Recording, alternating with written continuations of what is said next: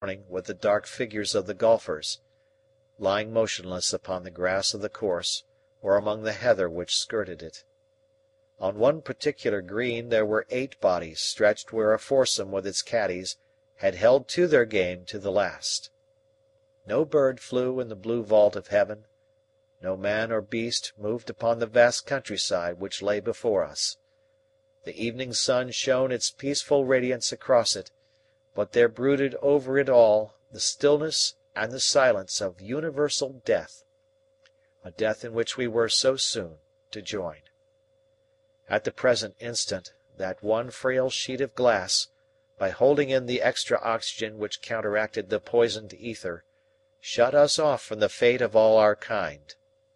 For a few short hours, the knowledge and foresight of one man could preserve our little oasis of life in the vast desert of death, and save us from participation in the common catastrophe. Then the gas would run low, we too should lie gasping upon that cherry-coloured boudoir carpet, and the fate of the human race, and of all earthly life would be complete. For a long time, in a mood which was too solemn for speech, we looked out at the tragic world. "There is a house on fire," said Challenger at last, pointing to a column of smoke which rose above the trees. "There will, I expect, be many such, possibly whole cities in flames, when we consider how many folk may have dropped with lights in their hands. The fact of combustion is in itself enough to show that the proportion of oxygen in the atmosphere is normal, and that it is the ether which is at fault. Ah, there you see another blaze on the top of Crowborough Hill. It is the golf club-house, or I am mistaken. There is the church clock chiming the hour. It would interest our philosophers to know that man-made mechanisms have survived the race who made it." "By George!"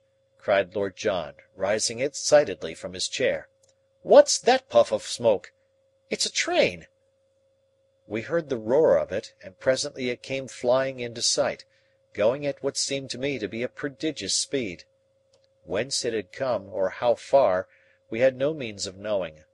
Only by some miracle of luck could it have gone any distance.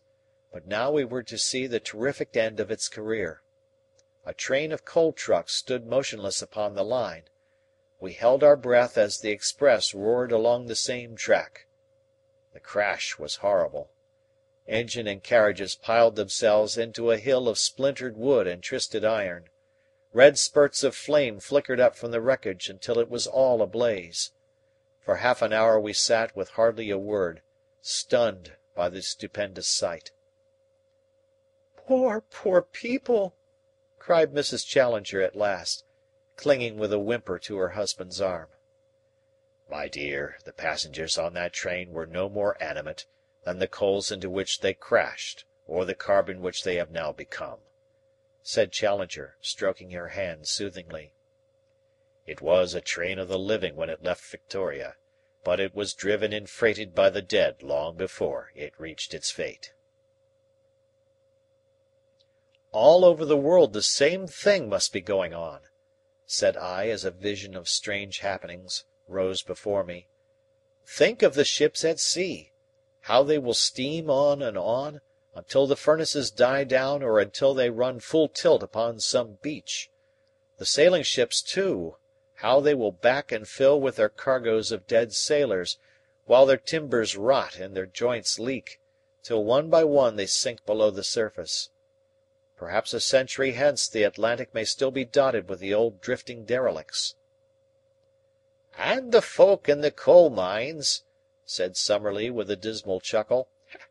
"If ever geologists should by any chance live upon earth again, they will have some strange theories of the existence of man in carboniferous strata." "I don't profess to know about such things," remarked Lord John, "but it seems to me the earth will be to let, empty, after this. When once our human crowd is wiped off it, how will it ever get on again?" "The world was empty before," Challenger answered gravely. Under laws which in their inception are beyond and above us, it became peopled. Why may the same process not happen again?" "My dear Challenger, you can't mean that?" "I am not in the habit, Professor Summerlee, of saying things which I do not mean. The observation is trivial." Out went the beard and down came the eyelids. "Well, you have lived an obstinate dogmatist, and you mean to die one," said Summerlee sourly. "And you, sir, have lived an unimaginative obstructionist, and never can hope now to emerge from it." "Your worst critics will never accuse you of lacking imagination," Summerlee retorted. "Upon my word," said Lord John, "it would be like you if you used up our last gasp of oxygen in abusing each other. What can it matter whether folk come back or not? It surely won't be in our time." "In that remark, sir, you betray your own very pronounced limitations," said Challenger severely. "The true scientific mind is not to be tied down by its own conditions of time and space. It builds itself an observatory erected upon the border line of present, which separates the infinite past from the infinite future. From this sure post it makes its sallies even to the beginning and to the end of all things. As to death, the scientific mind dies at its post, working in normal and methodic fashion to the end. It disregards so petty a thing as its own physical dissolution as completely as it does all other limitations upon the plane of matter. Am I right, Professor Summerlee?" Summerlee grumbled an ungracious assent. "With certain reservations, I agree," said he. "The ideal scientific mind," continued Challenger, "I put it in the third person rather than appear to be too self-complacent. The ideal scientific mind should be capable of thinking out a point of abstract knowledge in the interval between its owner falling from a balloon and reaching the earth. Men of this strong fiber are needed to form the conquerors of nature and the bodyguard of truth." "It strikes me nature's on top this time," said Lord John, looking out of the window. "I've read some leadin' articles about you gentlemen controllin' her, but she's gettin' a bit of her own back." "It is but a temporary setback," said Challenger with conviction. "A few million years, what are they in the great cycle of time? The vegetable world has, as you can see, survived. Look at the leaves of that plane tree. The birds are dead, but the plant flourishes. From this vegetable life, in pond and in marsh, will come, in time, the tiny crawling microscopic slugs which are the pioneers of that great army of life in which, for the instant, we five have the extraordinary duty of serving as rear guard. Once the lowest form of life has established itself, the final advent of man is as certain as the growth of the oak from the acorn. The old circle will swing round once more." "But the poison?" I asked. "Will that not nip life in the bud?" "The poison may be a mere stratum or layer in the ether, a mephitic gulf stream across that mighty ocean in which we float. Or tolerance may be established and life accommodate itself to a new condition.